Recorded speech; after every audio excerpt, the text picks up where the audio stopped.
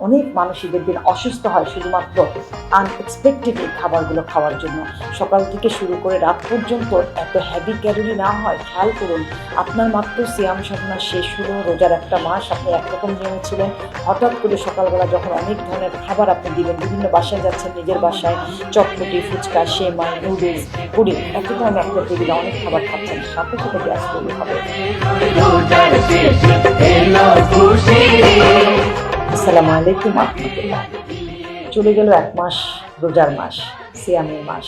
এক মাস রোজা রাখার ফলে আমাদের শরীরে কিন্তু নানা ধরনের একটা পরিবর্তন হয়েছে, মনের একটা পরিবর্তন হয়েছে। ঈদের দিন থেকে কিন্তু আবার আরেকটা চেঞ্জ থাকবে। আমরা চেষ্টা করব এই রমজানে আমরা যা কিছু শিখেছি, খাবারের মাধ্যমে সংযম, কথা বলার সংযম, অন্যের জন্য অনেক কিছু করতে পারা, এই যে বিষয়গুলো আছে, ভালো ব্যবহার করা, খারাপ কথা না বলা, খারাপ কথা না শোনা, বিনয়ী হওয়া, রমজান কিন্তু আমাদের এই শিক্ষাগুলো দেয়। অন্তত সারা বছর আমরা যা করি, রমজানে কিন্তু চেষ্টা করি নিজেকে কন্ট্রোল করার জন্য। সো আমরা যারা সবসময় নিজেদের জীবনযাপনকে স্বাভাবিকভাবে রাখতে চাই, আমি মনে করি যে রমজানে আমরা যে অভ্যাসগুলো করেছি সেই অভ্যাসগুলো যেন আমাদের সবসময় থাকে। তাহলে কিন্তু এই যে অভ্যাসগুলোর সাথে আপনার শরীর আর মনটা জড়িত। আপনার যখন মন ভালো থাকবে, শরীর অটোমেটিক্যালি কিন্তু আপনার ভালো থাকবে। তাই শরীরের যত্ন করতে হবে, মনের যত্ন করতে হবে। ঈদের দিন থেকে যেন আবার আপনার সমস্ত নিয়ম ভেঙে না যায়।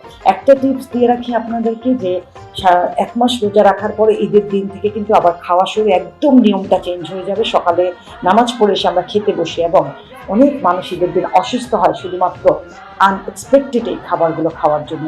সকাল থেকে শুরু করে রাত পর্যন্ত এত হেভি ক্যালোরি না হয়। খেয়াল করুন, আপনার মাত্র সিয়াম সাধনা শেষ হলো, রোজার একটা মাস আপনি একরকম নিয়মে ছিলেন, হঠাৎ করে সকালবেলা যখন অনেক ধরনের খাবার আপনি দিবেন, বিভিন্ন বাসায় যাচ্ছেন, নিজের বাসায় চটপটি, ফুচকা, সেমাই, নুডলস, পুডিং, একটা টাইমে একটা টেবিলে অনেক খাবার খাচ্ছেন, সাথে সাথে গ্যাস তৈরি হবে। তাই পুরো ঈদের দিনগুলোতে আপনি যেটা করবেন, ছবেলা খাবারটাকে ভাগ করে নেন। সকালে ওই ব্রেকফাস্টে একটা আইটেম খান, 2 ঘন্টা করে আরেকটা আইটেম খান, এভাবে ভাগ করে করে খাবেন।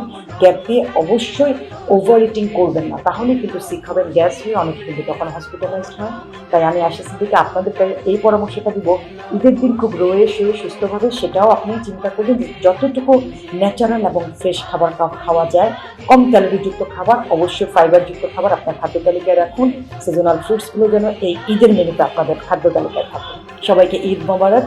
আমার জন্য আপনারা সবাই দোয়া করবেন, অনেক অনেক দোয়া এবং শুভকামনা আমার যারা শুভানুদ্দয়ীরা আছেন তাদের সকলের জন্য। খুশি